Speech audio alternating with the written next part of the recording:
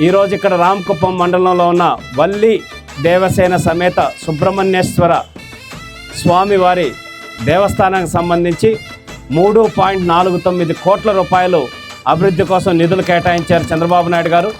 ఆ కార్యక్రమాన్ని ఈరోజు పూజా కార్యక్రమంతో ప్రారంభించడం జరిగింది. ఆ సుబ్రహ్మణ్య స్వామి వారి ఆశీస్సులు చంద్రబాబు నాయుడు గారికి వారి కుటుంబానికి ఉండి కోట్ల మంది ప్రజలకి సేవ చేసేటటువంటి శక్తిని ఆయనకి ఆయన కుటుంబానికి ఇవ్వాలని మనస్ఫూర్తిగా ఈ సందర్భంగా కోరుకుంటున్నాం.